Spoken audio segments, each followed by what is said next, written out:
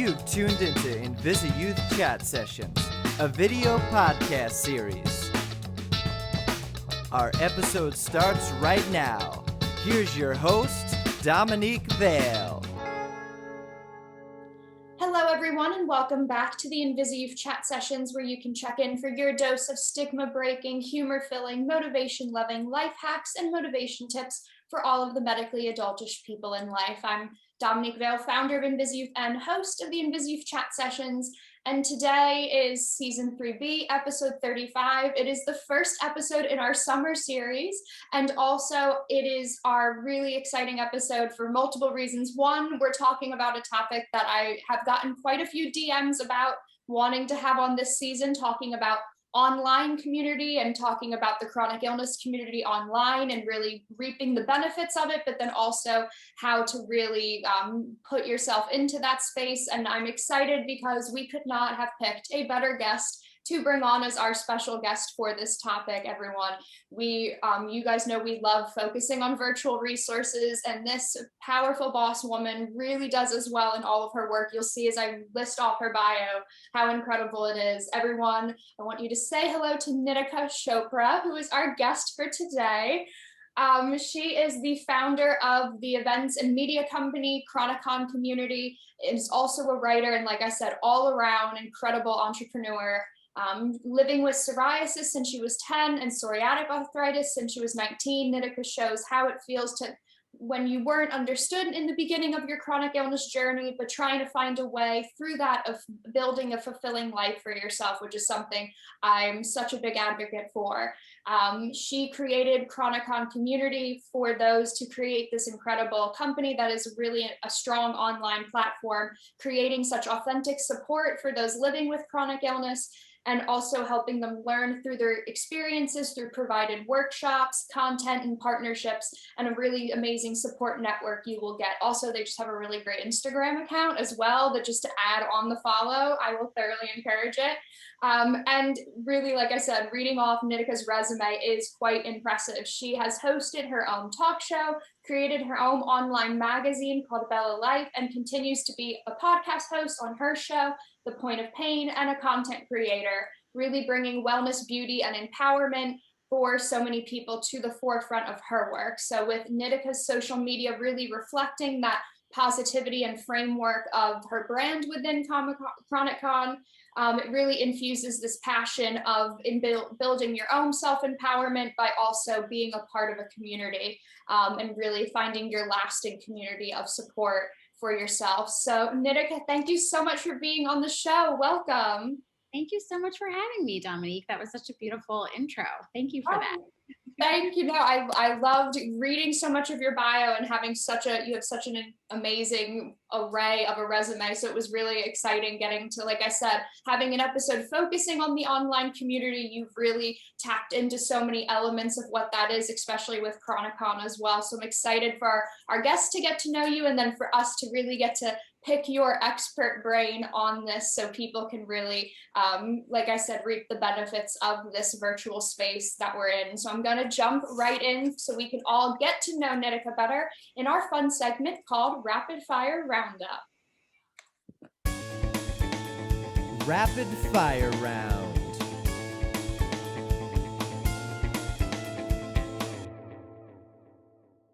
Rapid Fire Roundup is where we get to know our guests with some rapid, quirky, and interesting questions. So we are going to have Nitika be on her toes for the next few minutes as she whips out the first answer popping into her mind with some of these questions. So Nitika, are you ready for the rapid fire?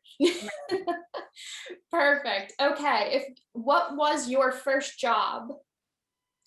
Oh God, I worked at a bagel shop and I was so bad at it because I really didn't feel like doing all the dishes. And I think I quit or got fired. I think I got fired in like 2 days. They were like, "This is not manual labor is not for you." So, yeah, that was my first job. Oh my God, I love that. What was one thing, if you wish you could invent something, what was one thing you wish you had invented? Oh, that like exists? Yeah. The first thing that came to mind was Spanx. That was so, I don't even really use Spanx, but I just feel like it has been revolutionary for so many women mostly, that I'm like, damn, that was great. And she's, she's doing pretty well. So As someone who uses compression sleeves all the time, yeah, right on there. So yeah, totally. That's like the first thing that came to mind, but yeah. what if you had to rank your own dance skills on a scale of 1 to 10, what would you give yourself? I'm a solid 5, but I don't like do any choreography. Really, everything about me is like, if I feel connected to things, then I sort of come alive more. And so when there's like great music or, good like people around, then like, yeah, I think I kind of come out of my shell and dance, but it's not like I have any choreography skills. I do. I love that. I was going to say I would be like, I'll modest 5 myself as well. Put myself right in the middle. So it's one way or the other. Yeah, exactly. If you could be a musician in any current music group, where would you want to add yourself into a band? Well, I actually sing in the Resistance Revival Chorus, which was started by the founders of the Women's March. So I have to be honest, I would just stay right where I am because I'm so just honored to be a part of that. Oh, I love that. That's a better answer than anything else you could have picked. I love that. If you had to split between living in 2 different cities, I know you're in the Brooklyn, New York City area now, which is where a lot of people will tend to pick anyway. But if you had to pick a second home to have, where would you want to live? The first place that comes to mind is like Rome, like Italy. I don't really know why, but when I went there years ago, and it's not like I really even know much about it, but I started crying when I got to the city because I felt like I had like been there in a past life or something before. I just felt so connected to it. So India is like a very close second. Obviously, it's like tied, but I've lived in India on and off throughout my life. So I feel like to try something new would be maybe Rome. Oh, I love that. That's great. If ChroniCon could have a headquarters office, what would you want the entrance to look like? Oh, well, if anyone's ever seen our ChroniCon branding, it's all like emerald green and different shades of pink. And so I'd want it to look like that. I always want anything that we do around the chronic illness conversation to feel beautiful and like a celebration, because that's not often things that go hand in hand with dealing with our health. Yeah. But I feel like it's been really healing for me and really important in my journey. So yeah, I just want it to be probably like emerald green with like points of pink throughout, beautiful, some gold accents, I'll come right in. If I was just thinking, when you said emerald green, I said, ooh, a nice velvet couch would be really. Yes. Well, there we go. We'll just I'll go upstairs, you go downstairs, and we'll keep it there. Totally. What's a favorite recipe? Whether you can cook it or not, what is a favorite staple recipe that you love? There are a lot of things. I love to make, I'm like a winter person. I love the winter. I actually don't love the summer that much. The humidity doesn't like make me feel the best. So I like anything that's like warming, like, stews. I make like, different stews in my crock pot. And then obviously like chocolate chip paleo banana bread. This is also something that I learned how to make in the middle of a pandemic, like most people. Yeah. I love that. What would be 3 words to describe your work style? Intense.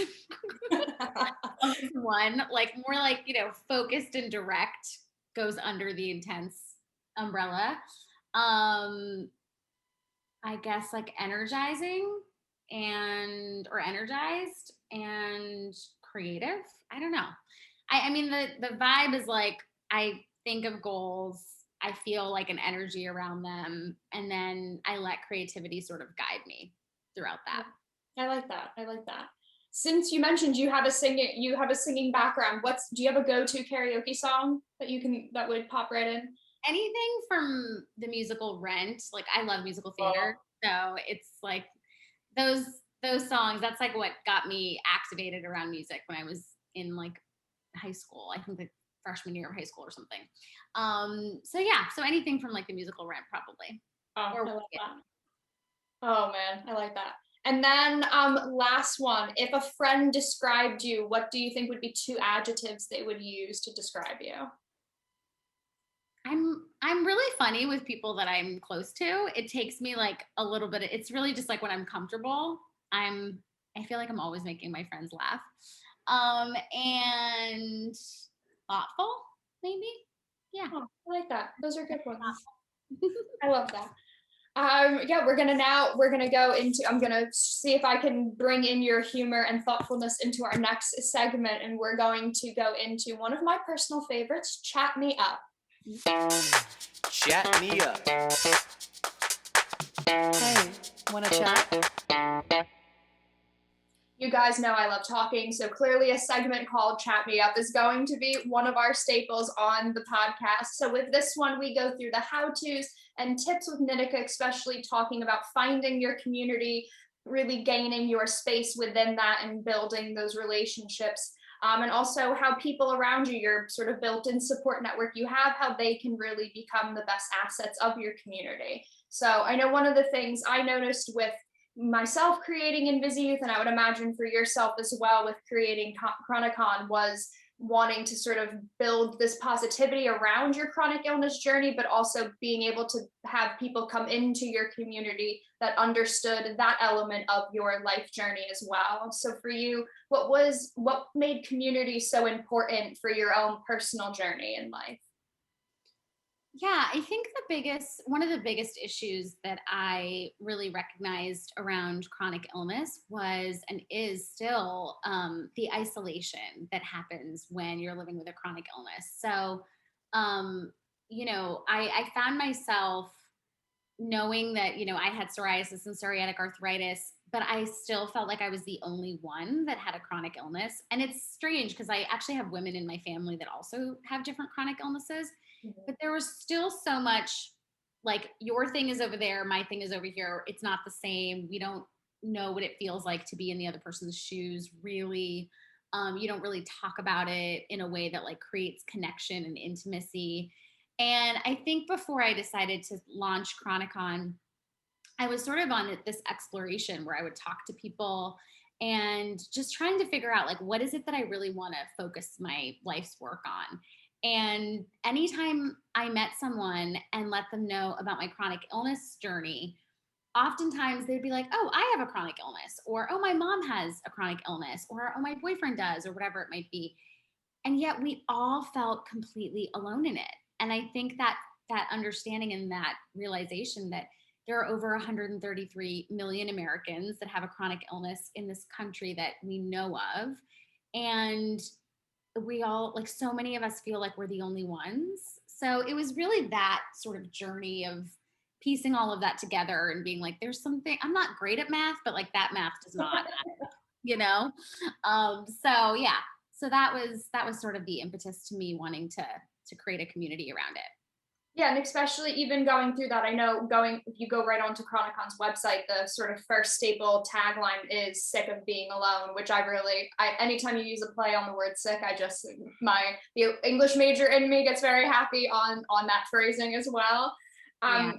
So for you, what are kind of the starting points for someone wanting to kind of find a community within the sort of chronic illness space that they're in? If they're either newly diagnosed or someone like myself, I had my chronic illnesses for maybe 6 years before I launched InvisiYouth, and that was the first time I had spoken to anyone with a chronic illness. I was totally surrounded by the quote unquote healthy, non-disabled spectrum of my friends and family.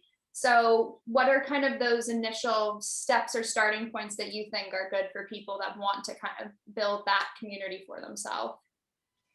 Yeah, I think a lot of it starts from within initially, like understanding what your needs are and what you're looking for when you want to connect with people and get them to understand where you're at and understand your life experience a little bit more.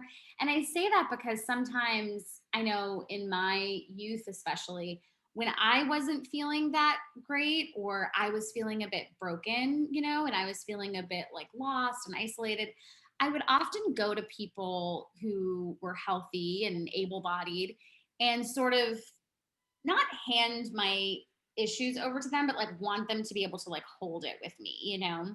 Yeah. They really weren't capable. They really weren't equipped to do that. And so I think what I learned over time was I need to know what it is that I need. I need to understand my, weak spots, the spots that are really painful for me, the tenderness that I have, and then go to people that I know that I can trust in my life. But that might take a while. And it also might be like one person that you feel is in your immediate circle that you can really go to with that. And from there, I feel like you can start to understand more and more, okay, this is what it feels like to have somebody that really gets it. This is what it feels like to have someone who sees you and understands your life experience. How can I find more of that? But I feel like you need to do the initial internal work to understand yourself a little bit more before you can necessarily know how to go find it. And then, from there are so many different communities that once you have that understanding of like, oh, there's so many communities, and we hear this all the time with ChroniCon, like people have tried other communities before they've come to ChroniCon and they've been maybe more self-deprecating, or they've been more like commiseration or more negative, or, people that are taking certain medications or have certain conditions and they're like complaining about their life experience the entire time, which is fine if that's what they need and what works for them. But most of the people that come to ChroniCon are like, dear God, please, like, I just cannot be in that anymore. Like, this is so exhausting and I need something uplifting and I don't know where to find it. So I think once you know, right, what your truth is, then you can go out and create it or find it more easily. Yeah, and I like how you said that too, because a big thing for myself and then for working with sort of that teenage young adult spectrum of age, it's finding yourself, like you said, while also sort of building your network of people around you that'll stay around. So I like how you said it's sort of something that I'll always say is personal growth also can come from help being around other people growing, because it's that sort of selfishness of finding your own personal growth, but then that selflessness of helping other people grow too. That some people that, especially in chronic illness, everyone around you is trying to support you and your medical need, that it feels like so much attention's on you and you then want to kind of give that attention elsewhere. So similar to what you were saying as well is a big thing for me. I never like the eyes on me when my health issues would spike or have flares. Even like right now, half my arm is bruised, it's under a jacket, so if it pops out, it's a little alarming for some people. But I like having that network of, if I'm growing, I'm able to help others grow, so that other mindset of it's feeding and ebbing and flowing between both spaces, and you can feel good helping other people be able to kind of reach their potential as well. Yeah, we find that so much in the ChroniCon community. We actually just started something called collectives, where our members were asking to be able to maybe host their own events and like create their own content and share their own experiences versus, and still have me doing a lot of content and doing workshops and all this stuff as well. But basically taking some ownership and really, and at first I was like, how's this going to work? And what does this mean? But it's actually been so beautiful, because I feel like it's been healing for people to be able to use all the things that they've experienced and the knowledge that, when you have a chronic illness, you have to become so diligent, so smart, so organized. You create so many superpowers that people don't truly understand, I think. And so it's been really wonderful to see our members start to lead these collectives and have so much to offer, because it's providing so much for them and also for the members of the community. So I totally get that.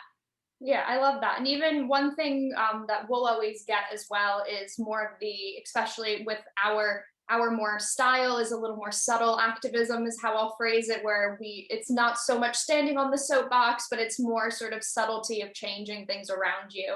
So we'll get a lot of people that are a little more introverted or like doing more, we say, behind the scenes activism of their stuff.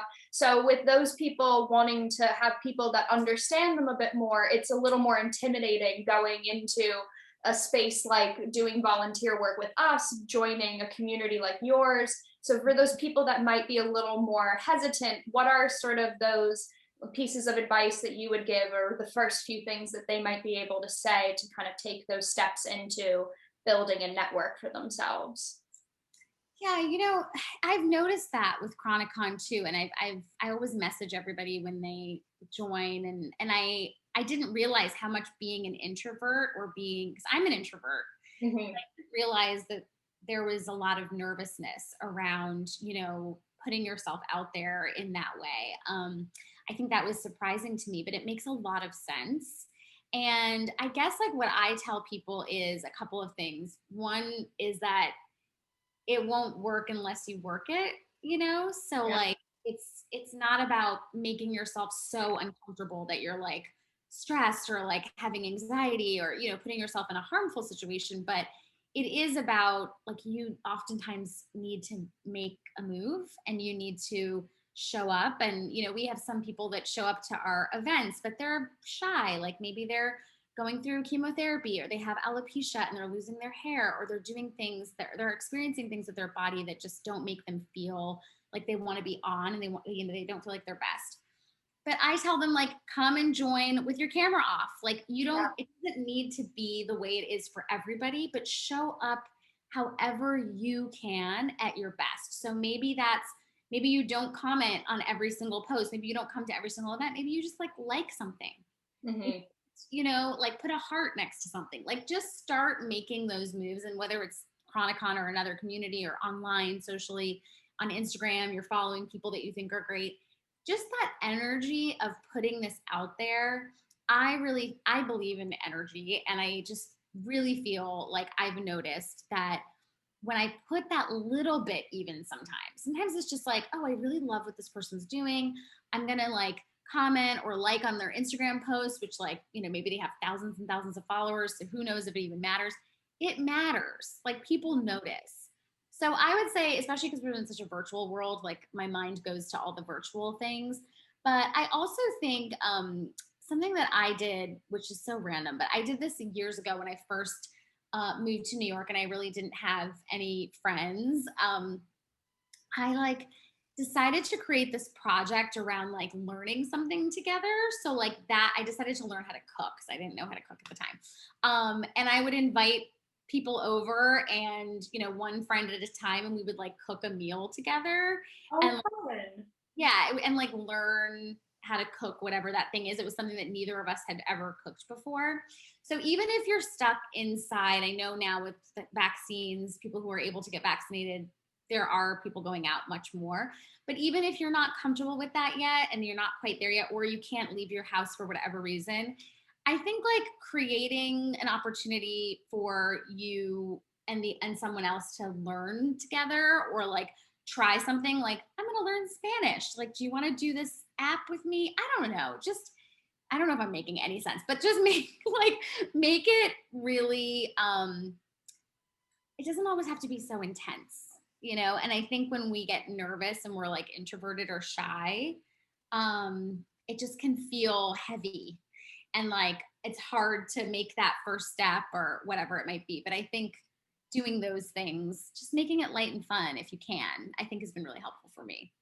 And I love how so much of what you said kind of tails into what I'll say too, is it's very much, you have to view friendships and building those networks somewhat like you would give advice to a friend who's going into the dating world, where it sometimes feels very synonymous, but we put so much emphasis on quotes like rules of dating or ways to sort of build that relationship. But when it then comes to friendships, everyone feels super awkward, especially in their late teens or in their 20s or in their 30s. Trying to make a friend seems way more intimidating than getting a partner or going out on dates. That seems way more tangible. Me like, oh, I don't want to send that text to a friend, or I don't want to DM this person I don't know and be that sort of weirdo I'll always get when everyone says, I don't want to be that person that sends a DM. And I always say, I will professionally DM slide all day, every day, if it's going to be a benefit. And I always say, so what if someone doesn't answer? So what if someone doesn't comment on your comment on their post? It's sort of those, like you said,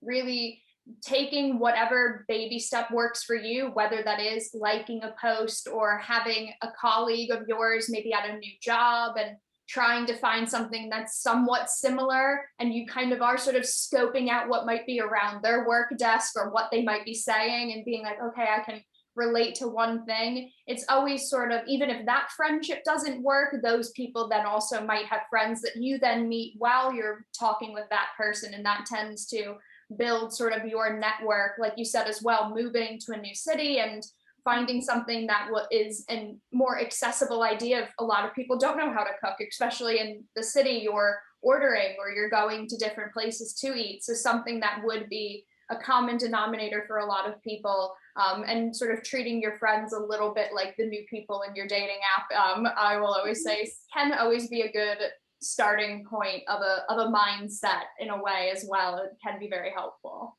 Yeah, I think that's exactly what I was trying to get at, for sure. I think it's, people don't, especially when we're older, it's really like frustrating, I think, for a lot of people, that it takes time Yeah. to create those friendships. Like, you're not, in a college dorm or in like a high school, play or whatever it might be, together all the time, every day. And like, you just kind of become friends because you're literally like sitting next to someone. Like, that's what it is when you're younger. And it's just not like that when you're older. So it's like, you have to sort of invest in creating those friendships, whether it's with online communities or, taking things offline. And I see that in ChroniCon so much. Like, there are people that join that don't engage. And I'm just like, okay, so that's the level of like success or transformation or support that you're probably going to get in return, unless you just sort of passively look at everything, and that's fine.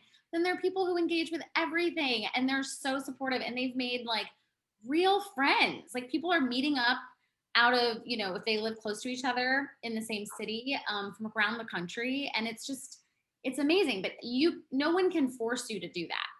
Mm-hmm. You have to sort of say, okay, I really want this goal to happen. I really want to make more friends, or I want to feel more supported, or whatever it might be. And then you have to start being like, okay, what are the steps that I'm going to take to get that? Yeah. And I kind of even, kind of on an ending point for this segment too, a big thing we'll always say is, when you end up finding people that do relate, especially in a chronic illness or disability space, your other relationships, whether it's familial or your friend group that don't have that connection, you still want to sort of nurture and support those, because the intrinsic you get me, I get you with the newer community you'll build won't transfer over with those that you do have to nurture a bit more. So for those people wanting to still have their family and friend network they have still involved in their day-to-day, do you have any sort of tips of what would be helpful for those people wanting to have those positive conversations with family along their journey?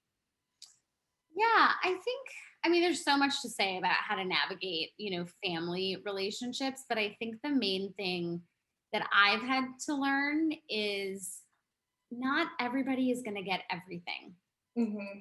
And it's really hard. It's such a simple statement, but it's really hard to accept that sometimes, especially if you are a sensitive person, which I'm definitely really sensitive. If you are, if those people if they matter to you, right? It's like, if people matter to you, you want to feel like you are understood by them, because that typically makes you feel like you matter to them.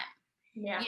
And so it can be pretty devastating when you feel like, oh my God, like my mom keeps making, cake, and she knows I can't have gluten because I have like this thing, or whatever it is, or my aunt keeps making me want to eat, pork roast, and I can't have meat, or whatever the thing is, the thing that I hear a lot, but whatever version of that it might be. And so it can feel really devastating. So I think just like honoring that first is always what I would say to start with. But then also, like, I just really understand, like, you have different people in your life because you're meant to get your needs met by different people. You're not meant to get every single, even when you have a partner, a romantic partner or a business partner, even like, okay, you might have that one person who you created this business with, or you have this relationship with, but you can get your needs met by multiple people. And that might mean, okay, you've got this romantic partner, but then like I have my girlfriends that I go see and hang out with on these specific nights, and we talk about totally different things that like my man would never want to talk to me about, or whatever it might be, So I think it's really in maturing, I think it's like really understanding that's not a bad thing. But I think it's hard not to feel like I want every person to be everything, and I think that's something that you have to sort of retrain yourself out of.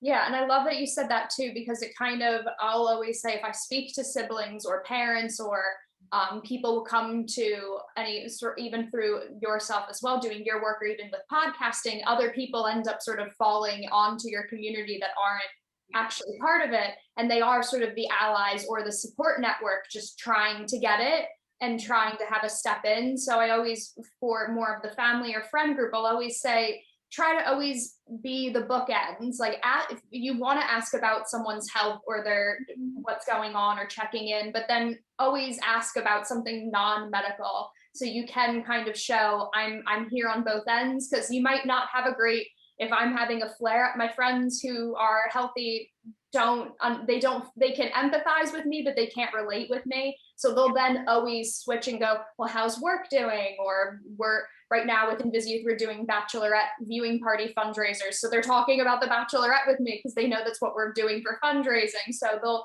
sort of have an additional question because they know they can't go deeper with me on that subject. So I'll always say, have the bookends. Know that you're not the doctor, even though you really want to be. Always tends to be great. I always say, I always say, what university did you get that medical degree from that you're giving me all this medical advice with?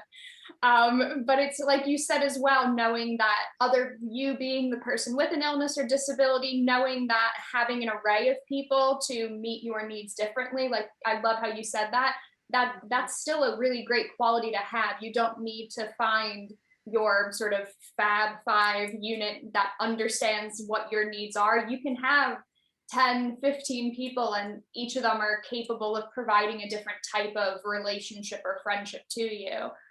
Really is helpful. And for the people who don't have an illness or disability, knowing that you're interested in more than just being the supportive rock is, I think, helpful I know for myself with illnesses, and I feel like for you as well, that's really when someone takes that initiative to see you as more than the diagnosis is super, it makes me want to invest 10 times more of myself in that relationship, because then I know you're taking an interest. Yeah, for sure. And I do think that there's a level of like, there isn't much that you can do when I'm going through a flare, know?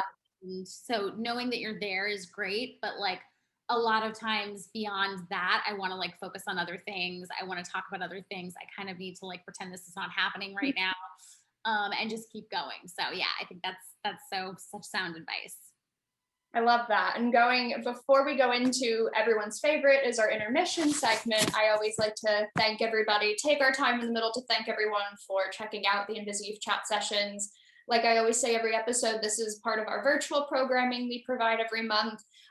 So everything that we do is provided for free, from our resources to our leadership programming. So for us to be able to keep the lights on virtually and physically as well, we always really thank everyone for sharing our podcast, subscribing, and sharing it to everywhere on our YouTube channel. You should be, if you're listening to our lovely voices on a podcast platform, that's fantastic. We're on YouTube as well. So I always will give the additional plug to get to see Nitika and I and all of our beautiful glory on this YouTube video as well. And we always put our donation link as well. That pops up everywhere and it's down below, just because 100% of our donations go into the production and providing of all of our resources and programming, which is super beneficial that we can be able to maintain giving that to so many young people. So I thank you for that, and then thank you for always paying it forward and helping us out in that way. And going off of that, guys, I'm excited. This is my favorite part, and we know it's yours too. It is So That One Time. So let's get into our intermission segment. So that one time.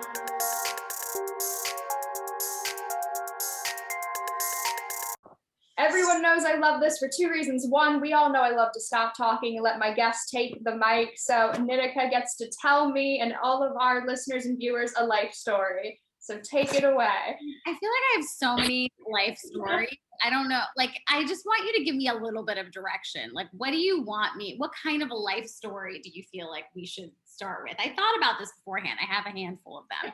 But I was like, Do I tell a career story that like deals with my chronic illness? I don't know. Like, I just feel like it's such an open-ended, I could talk for hours,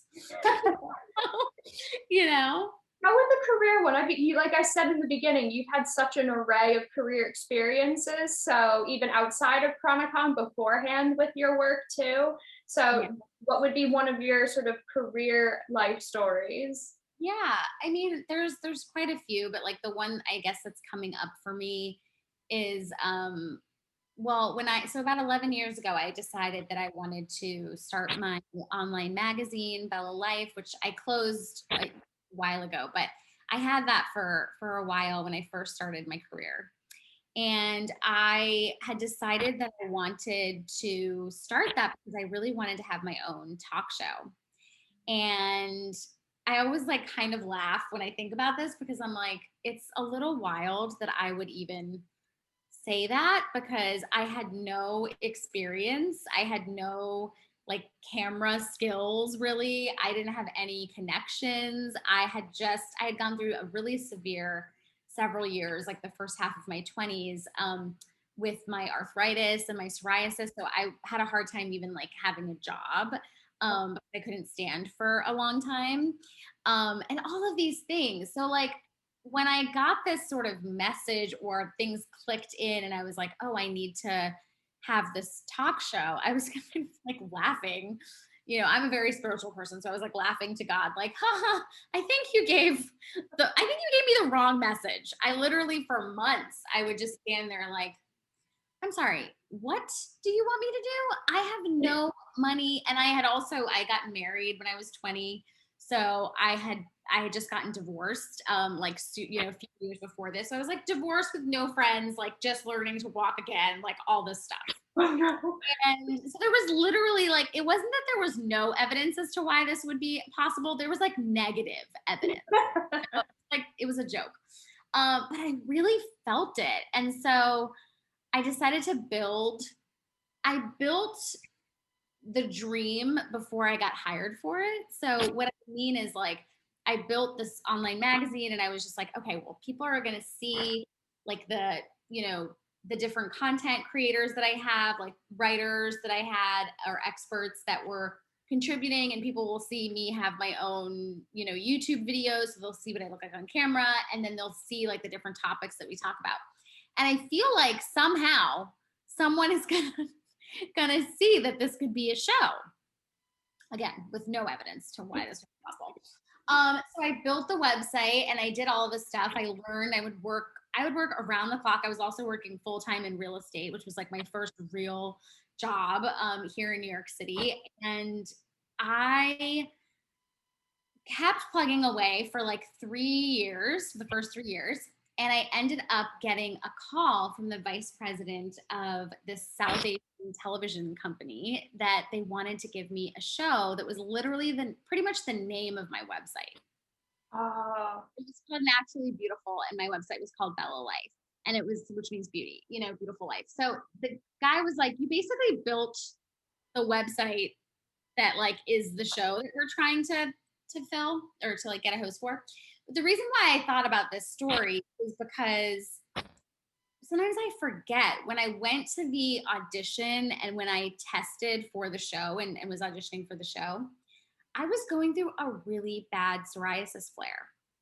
And, and I had psoriasis all over my hands and arms and legs. The show was called Naturally Beautiful. So like, again, with the evidence, not so much. Okay. Not so much. But yeah, I went to the taping and I remember exactly what I was wearing. And I was wearing this blue cardigan and I just pulled down, like you're covering like with your jacket, like we are ninjas when it comes to makeup. I'm just like, oh really? You think you see it? No, you don't. No, you don't. No, you don't see anything because I look amazing and look away. Okay. So I was wearing this like long blue long sleeve blue cardigan, and I was pulling down my things and kind of, like covering my hands as much as I could. Anyway, and I just think about that so much. There's so much more that I could say about it, but I think about that so much because for everyone out there that's watching that feels like, oh, like I can't because I have this thing, or I can't because I look like this, or this isn't perfect or whatever. I think when you get right within yourself and you understand, I didn't want a talk show just like for vanity reasons. You know, we didn't really even have Instagram. Like this wasn't, I mean, maybe it was at the very beginning of Instagram, you know? I think maybe I had gotten an Instagram account like 6 months before that or something like that. It was the very, very beginning. So that's not why I wanted to have a talk show. I wanted to have a talk show because I wanted to make that much of an impact. And I was like, oh, this is like one of the ways that I can make an impact. So I just think about that a lot because there's so many times where we think that things are not for us because we don't look the way that we think we're supposed to look, or maybe our abilities, even like standing for a long period of time or whatever it might be, just aren't there. And I think that that's like us getting in our own way. You know, like thinking about how much could we do if we just believed that we're capable and that we're worthy of it. Let everybody else figure out the rest. You know, like let everybody else figure out what hair and makeup person they have to hire to like figure the skin thing out. That's on you. I'm going to show up and like be my best self. And you can, you know, and that's like really our only job. So anyway, there's so many stories that I could tell, but that was something that just came up for me because I feel like we get into our own way a lot. And I think it's important for us to start to believe in ourselves and our ability to move things forward. And I love how you said build the dream before you have it. That's such a great phrasing for people as well. It's not just like building the dream board and thinking of it, but like you said, build the dream before you have it. And it does sort of, like you said, it does sort of create an energy around you that's really beneficial, whether it does cultivate into a career move or not. It does sort of put you into the right mindset and lane for yourself in life. And the fact that you mentioned ninjas just makes me happy. I feel like now that I want to just reference that for like the rest of this episode, being like the ninjas. Oh my God, I love that. Yeah, and I'm now gonna make a really horrible segue and make a reference to Nitika mentioned that we can both do fashionable things like ninjas, and our next segment is called Break That Glass Ceiling, which clearly we both would be capable of doing. So we're gonna go right into that next segment. Break that glass ceiling. Break that glass ceiling.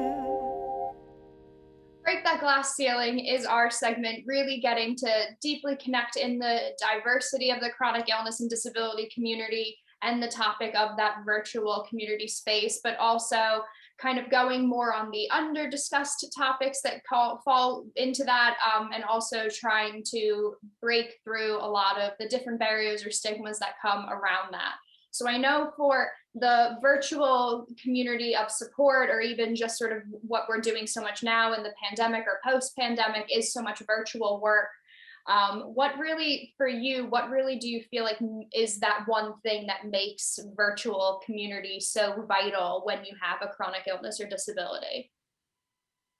Yeah, I mean, I know for me personally, like the commuting and like the schlepping to get places is like borderline traumatizing for me, you know. And I live in New York City, you know, and I've been living here for 20 years. So it's a part of our lives. It's something that I've gotten used to. But I will say that through the pandemic, I've really started to honor that it's not something that I enjoy because it uses so many of my spoons. Yeah. You know, so by the time I'm at a venue or something, like my tank is already half empty, you know? And so I just feel like other people don't really get that. And so it's been a pleasure for me that we have workshops every week in ChroniCon. They're all on Zoom. Like it's really easy to attend. We record everything. So even if you can't be there live, you can watch it later. And there's just like this understanding. And I think there needs to be throughout, you know, things that people are doing, especially virtually, that like, we're going to show up the best we can, how we can, when we can, and having that understanding and not shaming people, I think is so important. I love that, because even similar to what you had mentioned as well, it was a big deciding factor for me with InvisiYouth as well, was really keeping so much of our programming and even our leadership is virtual. And not only just sort of because you're connecting with people in different places, but also I said I didn't have the luxury of being one-stop shopping in a hospital and all of my specialists and tests were all in one building with the same people. I was in multiple states going around with lots of different doctors and tests and procedures. So I didn't have that sort of medical luxury. So because of that, people that I would have even met at certain hospitals that could have been friendships built that way weren't things that I would have been able to have access to. So that was something very adamant for me. And I loved right when you had following you pre-ChroniCon to then see you sort of stay in that virtual space and emphasize that even when you had your first event and it was in a physical setting, there was still virtual elements to it. And I went, this is why it feels so. I have so many people that are in our network that are following and doing your work as well. Is because that virtual space is so important to being able to have access to, because you don't have the luxury of sort of that physical connectivity all of the time. Mm-hmm. Yeah, I think it's really just like people need to start knowing that their way is not the only way, and it's not the only thing that people need. Like, just because you don't need certain things doesn't mean that other people don't need them. And just because they need those things doesn't make them difficult. It doesn't make them lazy. It doesn't make them, high maintenance. It's like really honoring and supporting people and feeling safe to be like, this is what I need. I really need this to be recorded because I'm going into surgery, so I won't be able to watch it, but I would love to see it as I'm recovering. Like, people have said that, in the things that we do in ChroniCon. And I'm just like, hell yes.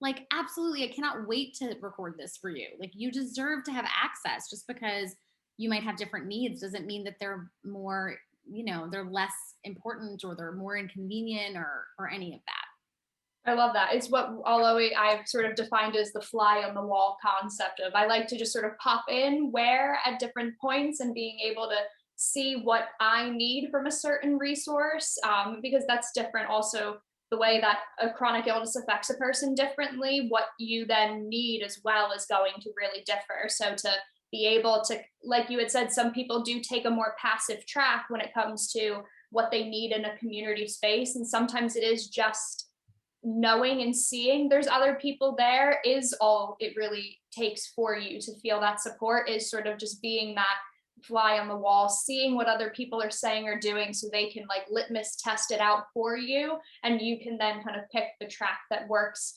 well on your end, which, like you said as well, people having access to things at what style they need is super beneficial. And I think even to find any sort of silver lining from the virtual turn of the pandemic for professional work, I know probably for yourself and for myself, advocating for years that adaptive work formats were making you a full employee or a full student. And now seeing everybody else doing it and realizing what you and I might have been saying for years, trying to like advocate that resume role. It's been something, at least trying to find a good momentum forward, is now people will get it when you walk in or you come into a resume or an interview or with school and you say, no, you've seen that this is an option now, and I can show you that my value is still the same, even if it looks different than the traditional way.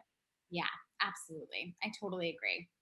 And one thing I know that's sort of one of the bigger stigmas we'll kind of always get when it comes to the virtual space is this sort of barrier of loneliness, or I'm engaging in a virtual community or an online community, but I'm still wanting to have that sort of, we'll always put in air quotes because it's the real world friendships or the real world sort of network. So for you, what do you kind of give as sort of advice or pieces of tools that people can use that they can take things they're learning from an online community and then sort of translating that into more of a physical friendship or physical relationship side of what they're doing? Yeah, I mean, I always will refer to ChroniCon and how we do it because it's like what I know the most when it comes to online communities. But I can say for us, that's something that I was not sure about with because I've been a part of other communities where I feel like there's something happening on the feed or whatever, but like it doesn't actually permeate into my life. And I'm just like, okay, like that's nice that like that's happening in that one thing, but this isn't really like moving my life forward. And so when I started the ChroniCon community, which was my solution to us not having an in-person event in 2020, and now, we'll just do it forever and hopefully have in-person events when it's safe to. I was nervous about that. I was like, are people going to really get this? Like, is it going to translate off the screen? And I have to say it really has, but it has to do with creating that really thoughtful content in a way where people are engaging and sharing from their truth, from their hearts. And also, I have to say, I don't know exactly how I did this, but the people that are in the ChroniCon community are so thoughtful and so kind and so supportive. So it's not a stretch. It's like if you posted something, you'll have all of these people being like, yes, go Dominique, like that's amazing. Or like, yes, I totally understand how scary that is to go to a new doctor. Like, let's talk it through. This is what I did, things like that. So I just think that having it translate off the screen and actually come into your life, I think really goes back to what we were talking about before. Like, it works if you work it. I think that there are ways that you can see someone commenting on something, and maybe DM them and be like, hey, like I saw you post about this. Like, I just watched this cool TED Talk that I thought was cool and you might enjoy it. And then you just start, it's like any other thing, but for some reason, I think we can get really just caught up in the fact that we're separate, we're not in the same room, and we don't make the same effort that we could, things like that. But yeah, I think that makes the biggest difference, is just really understanding that these are real people and I want to get to know them. And how would I get to know anybody? It's like, ask them a follow-up question, comment on their thing, support them. Like, you know what I mean? It's not actually rocket science, but I think that there's been so much separation that it can be hard to remember to push to the other side of that. Yeah, no, I love that as well. It's sort of extending your hand more than once. We'll always say if you had a lot of times you have one bad experience with friends not understanding, you just sort of become more skittish. So it's sort of extending your hand a few times. And even we'll always say with young people as well, sort of dropping your own handle at point, your own Instagram handle or your own sort of virtual space that you're in with people around you. A lot of times everybody loves an additional person on their following side of things. Even in work settings, you'd be like, oh, where are you on Instagram? Or what group are you on Facebook? And it's sort of that builds sort of that physical sense of things that you would suggest to people to say in a virtual space are sort of, you can translate that into more tangible hobbies or things that you do in a work environment that would be beneficial as well. And I know even kind of going off of that too, I would love your opinion on this, because I know you mentioned it right in the beginning, saying similar to myself, one thing that was a big reason of the tone that we have at InvisiYouth, I say, is a little bit more on like the sarcastic optimist. Like, it's just sort of the sarcastic unicorn with the rainbows, but like we're a little more blunt and dark humored style, because that's just more how I handled my own chronic illness. Yeah. Yourself too, it's sort of, there is a little bit more of an uplifting tone to all of your sort of professional framing of work that you've done. So, and a big thing that you talk about in your own work, even outside of ChroniCon, is sort of self-care and wellness. So what are things, if especially with the pandemic, a lot of people feel very burnt out in the virtual space, or they feel that there's a bit more negativity, or they're just like, my friends are on social media, I'm doing work on virtual, I just need to take a step back and do some things just for myself outside of the virtual space. So what are some things for you that have been some good like self-care tips you would tell other people if they are feeling that burnout? Yeah, I think one of the things that was really beneficial for me in the pandemic was to like schedule things that were for self-care and for enjoyment. I think when we're just like at home a lot, whether it's because of the pandemic or because of your health in general, everything can start to bleed together. You can kind of be like, oh, now it's nighttime and I like did nothing. I don't understand how that happened. And so I would really make it a point to schedule things that made me feel good. So I give myself a facial with like my little at-home steamer and some like face masks once a week. I'm not like seeing anyone. So it's not like, I mean, now I'm starting to, but it's not like I'm doing it for anybody else. It's been fun for me to take that time and, dedicate it to taking care of myself. So I sort of map out my weekend and I'm like, okay, Friday night, I'm going to do that, or Saturday night, whatever it ends up being. And when I was really stuck home, when I wasn't vaccinated and able to see some people, I would schedule like dinners and hangouts with friends over Zoom. And I found that there was a bit of a wall that I hit at one point where I was like, okay, I really need to schedule this, because yes, I'm like FaceTiming with my friends and I'm like catching up with my friends, but it doesn't feel like the same. It's just like, it needs to feel special and different, and like we're doing something fun. And it's nice to FaceTime and hang out and talk to my friends, but it doesn't feel special. So I would create opportunities for me to feel that specialness that I was really craving. And then I think like giving myself the opportunity to rest, like my boundaries are really strong. I think boundaries is a buzzword these days, but if you really like stop and think about, what do boundaries mean? What do they look like? What do they feel like for you? I say no all the time. I say no all day. And I do it not because I don't want to show up for people or because I think I'm like too good to show up for someone or any of that. I just do it because I won't survive if I don't say no. Yeah. I will be unable to do the things that I absolutely have to do. So I've gotten really comfortable at saying no. And I think that that's been a huge part of my journey too. So all of those things combined, I think help. It's a different thing every day. I think figuring out what you need every day is, something that it's just like every moment. Sometimes I'm like, what do you need right now? What's going on? How am I feeling? Oh, why do I feel a little weird? Okay, what can I do? Being on that exploration with myself. But those are some of the things. I love that, because that's even kind of what I would always say is it's sort of like short-term self-care versus long-term. Like there's short, quick things you can do to try to like pick me up, but then also long-term.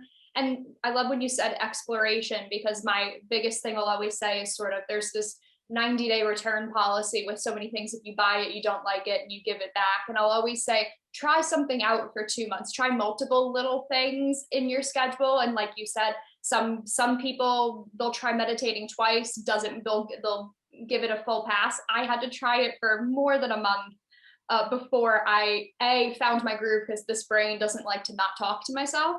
But also you have to like give it a try. I going out in nature sounds wonderful. I hate bugs, and I also just sort of so much of my own health things. Long walks in nature, I have to be in the mood. So it's one of those rarities where I'll pick it up, where other people immediately going outside is sort of their quick go-to. So definitely, like you said, having things that are sort of on your sort of in your toolkit and roster are great, but also continue exploring no matter how far in your chronic illness journey as well that you're in. Trying new things is always something that sort of bleeds a level of fun into your day routine, but also is beneficial, because then it can be something that lifelong is something that you would actually continue to incorporate. Totally. Yeah. So the final segment we were doing with Nitika is going to be what's in your toolkit. What's in your toolkit? What's in your toolkit?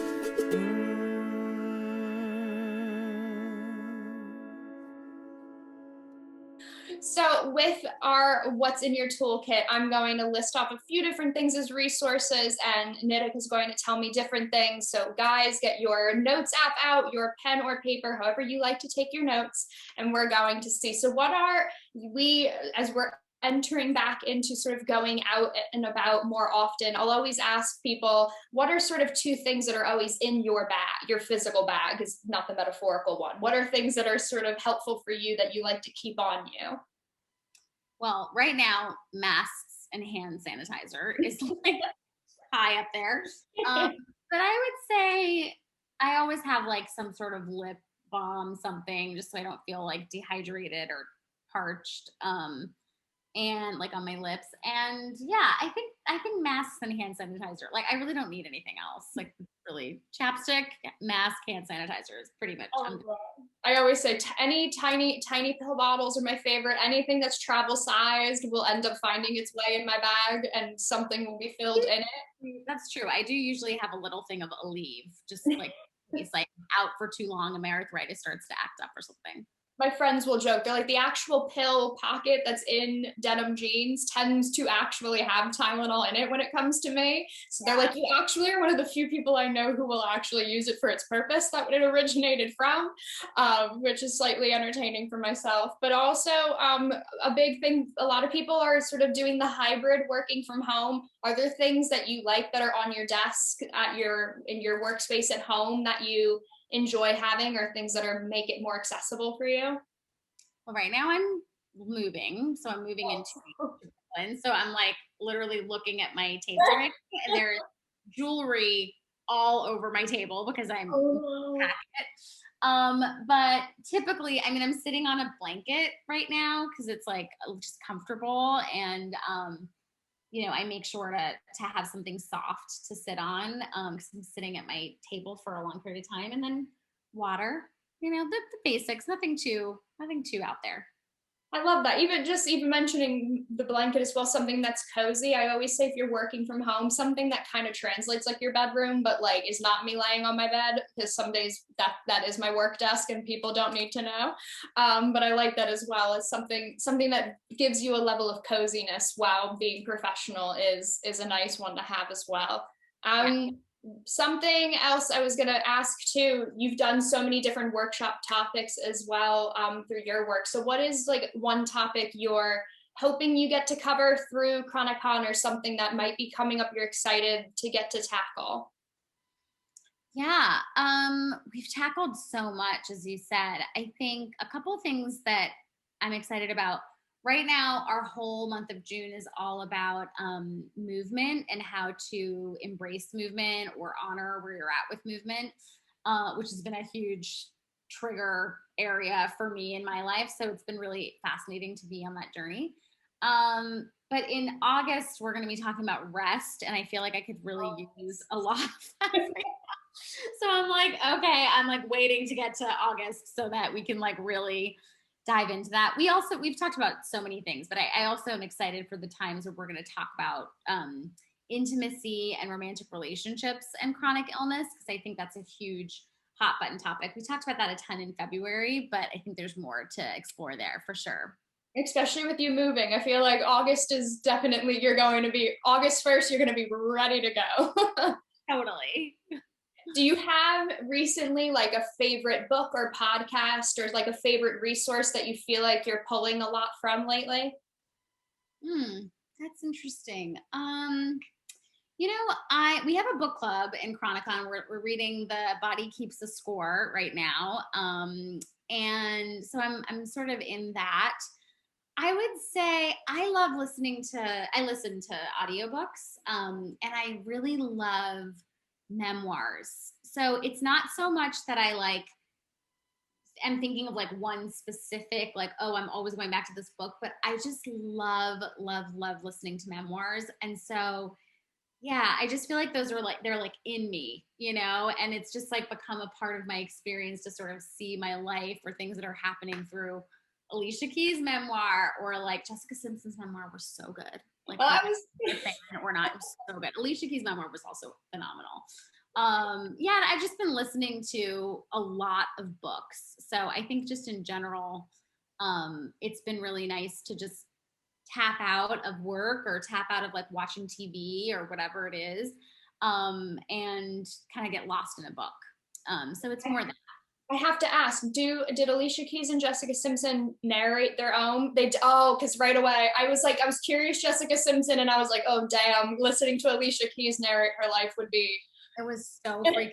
And both of them, like especially Alicia, she like sings throughout the book. So like at different points when she's talking about songs that she was working on and stuff like that, she sings it like on the audiobook, and I'm just like. It was, I think I might have to listen to it again. It was so good. I listened to it last year at like the beginning of the pandemic, and it was just great. Oh my God, that just kills me thinking. I was like, oh man, she's like the calm app dream, but now to listen to her talk about her life is fantastic as well.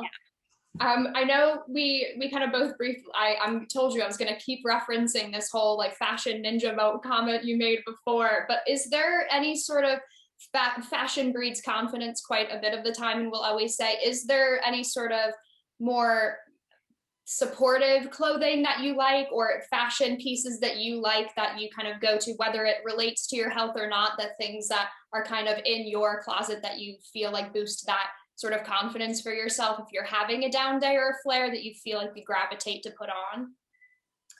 You know, I think for me, fashion has really always been about some form of comfort.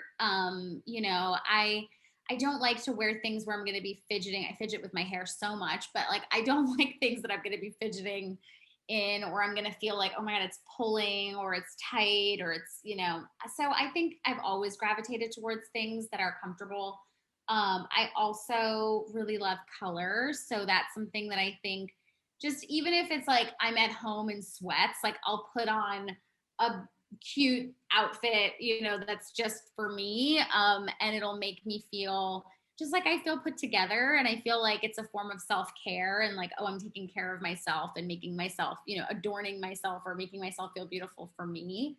So that's kind of where I'm at with fashion. I think yeah, there aren't like specific pieces. One thing is like I don't wear heels. Like I wear really comfortable shoes that are cute because of my arthritis.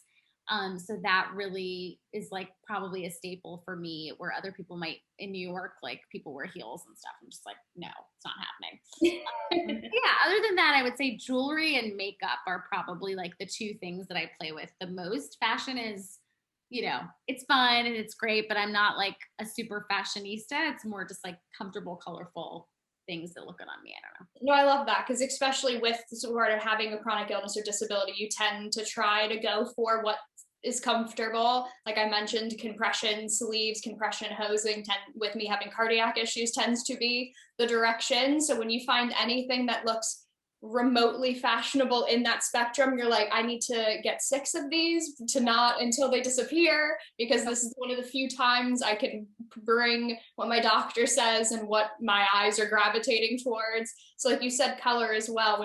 Everything in my closet tends to be very dark and black, just because I like jewelry to perk up an outfit more so then. So it is nice when you find things that are sort of in a colorful spectrum that you're like, oh, I can say it looks good and it's helpful. My doctor will be like, are you wearing compression pants? I'm like, yes, I am actually. These look really nice. Thank you very much.